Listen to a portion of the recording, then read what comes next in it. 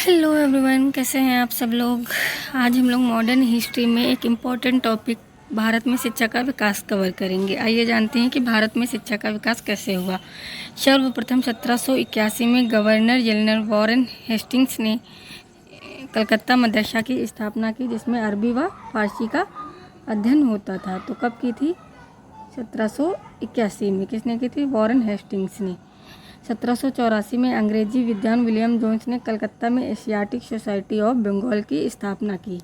ये क्वेश्चन बार बार पूछा जाता है कि एशियाटिक सोसाइटी ऑफ बंगाल की स्थापना किसके द्वारा की गई थी? विलियम जोन्स के द्वारा। कब की गई थी? ये भी क्वेश्चन बनता है। तो 1784 में की गई थी। ब्रिटिश रेजिडेंट जोनाथन डंकन द्वारा 1791 में वाराणसी हिंदू कानून व दर्शन हेतु संस्कृत कॉलेज की स्थापना की गई। कब की गई? 1791 में जोनाथन डंकन द्वारा वाराणसी में।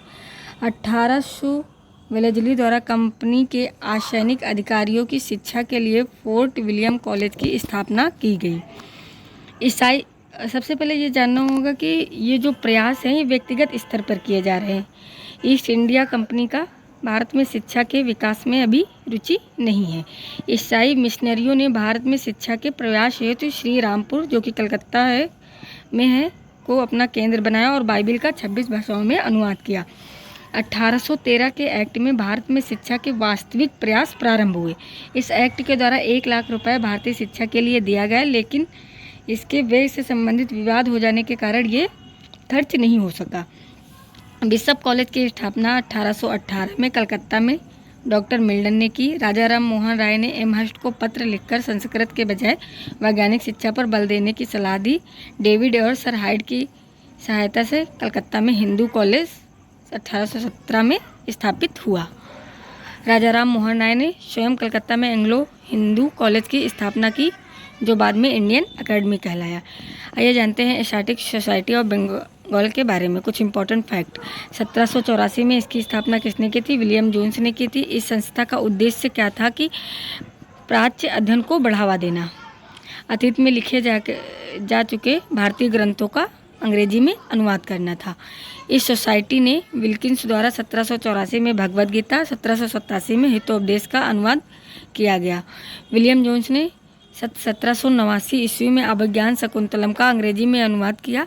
इसके पश्चात गीत गोविंद किसने लिखी है? जयदेव ने। अंग्रेजी अनुवाद किसने किया था? विलियम जोन्स ने। कब? 1792 में। इस संस्था द्वारा मनुस्मृति का अनुवाद एक कोड ऑफ हिंदू लॉ के नाम से किया गया। 1752 में इसका नाम एशियाटिक सोसाइटी रख दिया गया। शिक्षा के माध्यम पर विवाद हो रहा है। कुछ लोग इसमें प्राच्य शिक्षा के समर्थक हैं, कुछ पाश्चात्य शिक्षा के समर्थक हैं। शिक्षा के माध्यम और स्वरूप को निश्चित करने के लिए एक सामान्य समिति बनाई गई, जिसमें 10 सदस्य थे। 10 सदस्य के 2 दल थे, एक पश्चिमी शिक्षा का समर्थक था और एक प्राच्य शिक्षा का समर्थक था। अब विधि सदस्य लॉर्ड मैकाले को लोक शिक्षा समिति बंगला का प्रधान नियुक्त किया गया और इस भाषा संबंधी विवाद को निपटाने के लिए कहा गया। लॉर्ड मैकाले ने एक सिद्धांत दिया। इन्होंने कहा कि उच्च वर्ग को शिक्षित किया जाए। इस वर्ग को शिक्षित होने पर छन छन कर शिक्षा जनसाधारण तक पहुंच जाएगी, ऐसा लॉर्ड मैकाले के द्वारा कहा गया। इसको निस्पंदन का सिद्धांत भी कहते हैं। इसका प्रतिपादन सर्वप्रथम किसने किया था? ऑकलैंड के द्वारा किया गया था। लेकिन इस सिद्धांत पर कार्य किसके द्वारा किया गया? लॉर्ड मैकाले के द्वारा किया गया। मैकाले स्मरण पत्र ये कब आया? 2 फरवरी 1835 में मैकाले स्मारक लेख पेश किया गया और पाश्चात्य भाषा में शिक्षा की वकालत की गई। मैकाले स्मरण पत्र में किस भाषा में किया गया था? अंग्रेजी भाषा के लिए। मैकाले के अनुसार यूरोप के एक अच्छे पुस्तकालय की अलमारी एक तख्ता भारत और अरब के समस्त साहित्य से अधिक मूल्यांकन है। इसने क्या कहा? मैकाले ने भारतीय संस्कृति को निम्न बताया। Macaulay minute Lord William Bentinck ने 7 मार्च 1835 में स्वीकारा और अंग्रेजी भाषा को भारत में शिक्षा का माध्यम बना दिया। आदेश दिया कि भविष्य में कंपनी की सरकार यूरोपीय साहित्य को अंग्रेजी माध्यम द्वारा उन्नत करे, सभी खर्च इसी माध्यम से किए जाए। इसके बाद सरकार द्वारा देसी भाषाओं में शिक्षा के विकास के लिए कुछ छुटपुट प्रयास किए गए, जैसे उत्तर पश्चिम प्रांत के लेफ्टिनेंट गवर्नर जेम्स थॉमसन द्वारा ग्राम शिक्षा की योजना बनाई गई। 1854 का चार्ल्स वुड डिस्पैच पढ़ेंगे। ये बहुत ज़्यादा इम्पोर्टेंट हो जाता है कि चार्ल्स वुड डिस्पैच कब आया था, 1854 में आया था। शिक्षा के प्रसार का दूसरा चरण लॉर्ड डलहौजी के समय प्रारंभ हुआ। 1853 के चार्टर में भारत में शिक्षा के विकास की जांच के लिए एक समिति का प्रबंधन किया गया, जिसके बाद बोर्ड ऑफ कंट्रोल के अध्यक्ष चार्ल्स वुड डिस्पैच की अध्यक्षता में एक कमेटी गठित की गई। इस कमेटी द्वारा व्यापक स्तर पर सिफारिशें दी गई, जिसमें कितने अनुच्छेद थे, 100 अनुच्छेद थे। इसको भारतीय शिक्षा का मैग्ना कार्टा भी कहा जाता है।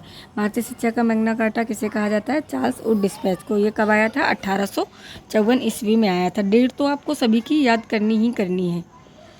अब चार्ल्स वुड डिस्पैच की सिफारिशें क्या थी। महिलाओं की शिक्षा पर सरकारी सत्र पहली बार आयोजित किया गया। लंदन में यूनिवर्सिटी के स्थान पर कलकत्ता मदरसा और बम्बई में यूनिवर्सिटी की स्थापना की सिफारिश की गई। माध्यम अंग्रेजी हो लेकिन देसी भाषा हतोत्साहित ना हो। उच्च पाठ्यक्रमों के लिए छात्रवृत्ति की नियमित पद्धति की स्थापना की गई। गांव में देसी पाठशाला एवं जिलों में वर्नाकुलर कॉलेज खोले जाएं। अखिल भारतीय स्तर पर शिक्षा की नियामक पद्धति का गठन किया गया। इसके बाद हंटर कमीशन आया। ये कब आया, 1882 से 83 में। इसकी भी डेट आपको याद करनी है, पूछा जाता है कि हंटर कमीशन कब आया था, 1882-83 में। लॉर्ड रिपन ने डब्ल्यू हंटर की अध्यक्षता में एक आयोग गठित किया गया था। इसका उद्देश्य क्या था कि 1854 के बाद शिक्षा के क्षेत्र में जो प्रगति हुई उसका मूल्यांकन करना। इस आयोग में कुल 20 सदस्य थे, 20 में 8 भारतीय थे। तो ये पूछा जाता है कि हंटर आयोग कितने सदस्य थे, 20 सदस्य थे। इसमें भारतीयों की संख्या कितनी थी, 8 थी।